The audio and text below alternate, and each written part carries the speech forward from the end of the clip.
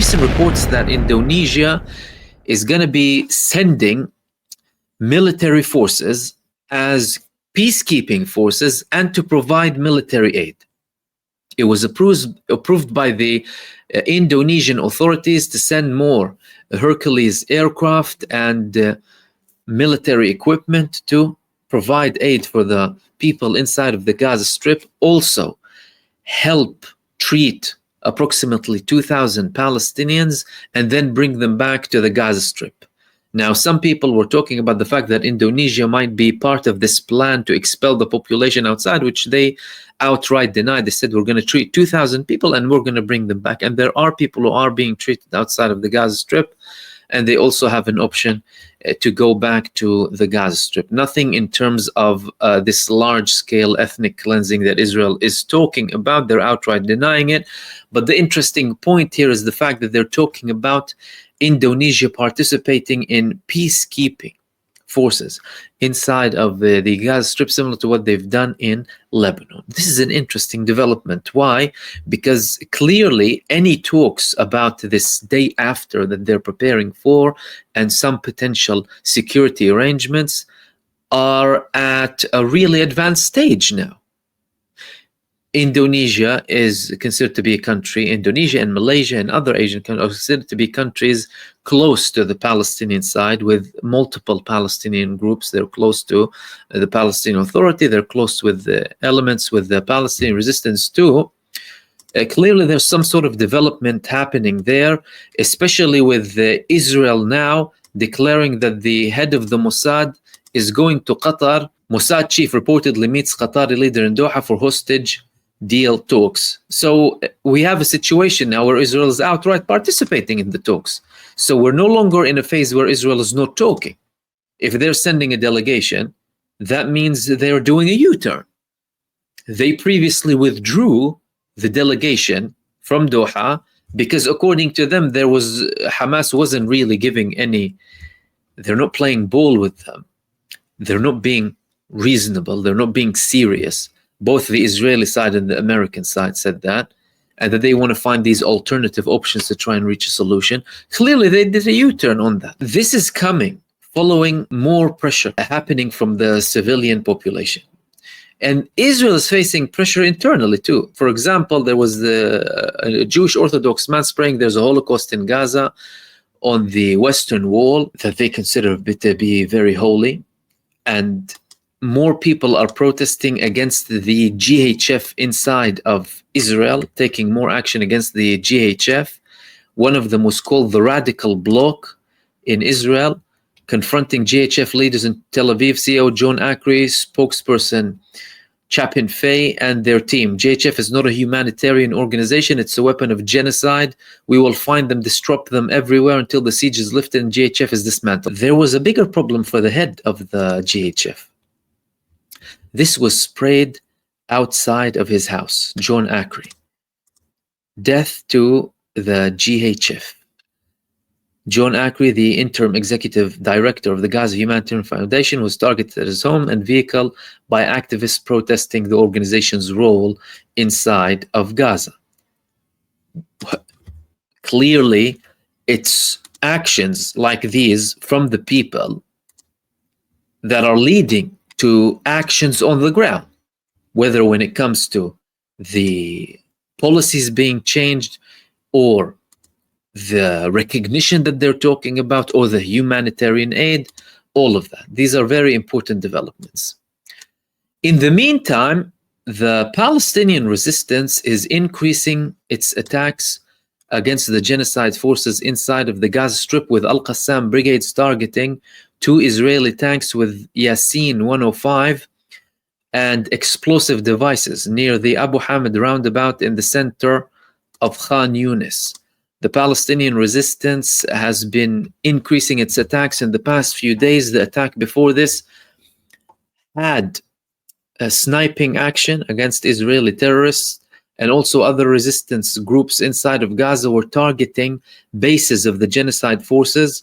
Today, a joint operation between Al-Aqsa brigades, Al-Quds brigades, and the Abu Ali Mustafa brigades who are the armed wings of the PIJ and the Popular Front for the Liberation of Palestine, respectively, carried out a joint operation against the Israeli forces in Gaza. In other parts, in parts where Israel has been in already multiple times, like this is in Khan Yunis, Israel got in and out of Khan Yunis 5 times with their biggest divisions. Division 36 was there, up until they started to withdraw some of their forces from those areas. What does that tell us about the upcoming campaign? It's a recipe for failure. Firstly, Israel failed in every other place. Now they're selling this Gaza as the hub. You know, they previously did this before, you know. Al-Shifa Hospital was the hub, and then Khan Yunis was the hub, and then Rafah was the hub, and then they moved from one place to other. That's the hub. This is where they come out. This is the final place where they're going to eliminate them, and they fail, and they fail, and they get a beating, and their child-killing forces get eliminated and roasted and toasted and sent back in coffins or left in Gaza to burn in their APCs and tanks, and Israel doesn't achieve anything apart from murdering infants. That's what they do. And now this is a reflection of what's going to happen to them inside of the Gaza Strip, by the way, in Gaza City, with this new campaign. Even reports in Israel are talking about how the Palestinian resistance is prepared for them and how intense this battle is going to be. Israelis are confirming that the Palestinian resistance inside of the Gaza City area are way more prepared than other areas. This is something that I've been talking about before the Israeli plan. The fact that this area, the fact that Israel did not carry out a ground invasion, which meant that the Palestinian side had a lot more resources and arms and weapons ready for Israel, even if they would allow them to get in, lure them into ambushes and pre-planned traps inside of the Gaza City.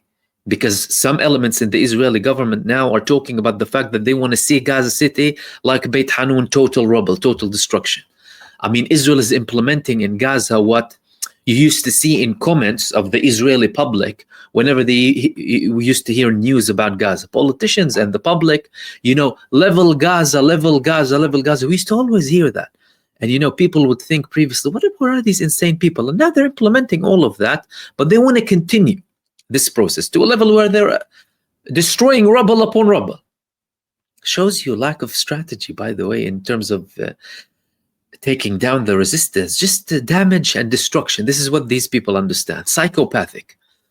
But they're calling to destroy and level Gaza City because it still has some buildings there. Clearly, you saw one of those buildings being destroyed by the genocide forces with families inside it, clearly.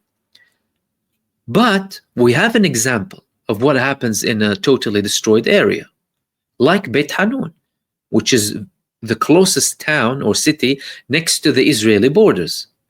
Some of the most intense attacks and ambushes that were carried out by the Palestinian resistance in the past 3 months took place in Beit Hanun.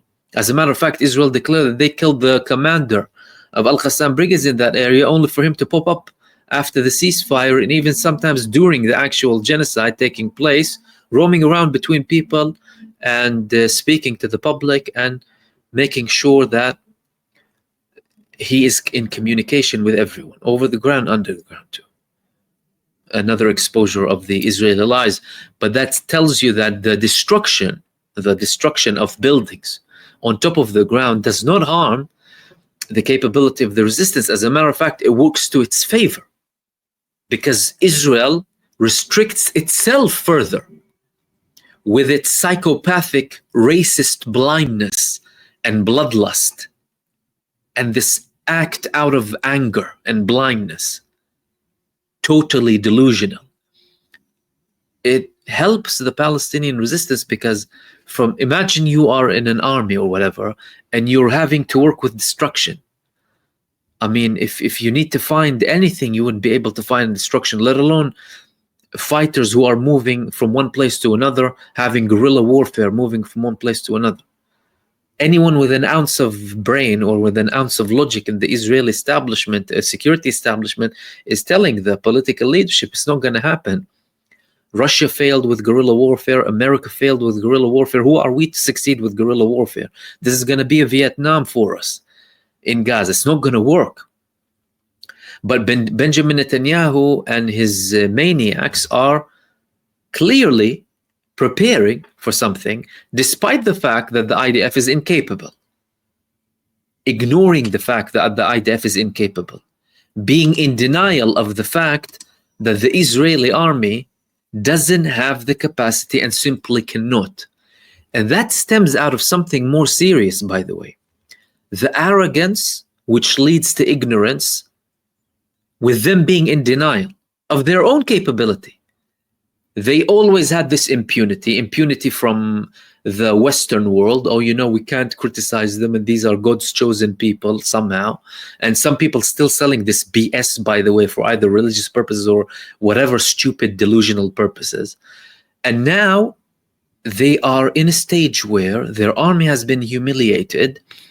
They don't have the same level of impunity as before. You know, there are people who are saying things, okay, not stopping them, but saying things, because the fact that the Israelis, by the way, are even able to say or mention that we need to kill every Palestinian and every Palestinian baby is due to the fact that they are not being faced with any real challenge. So no one is threatening to kill them for saying that.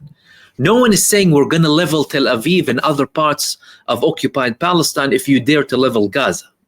That's why they're still talking, by the way. But reality, the same reality that they're refusing to accept now, will hit them eventually. The more they deny it, the more painful this reality check will be. Which is clearly showing now within certain circles inside of Israel, whether it's in the public or the political, security, or military leadership. And the Palestinian resistance is reminding them day after day what their capabilities are.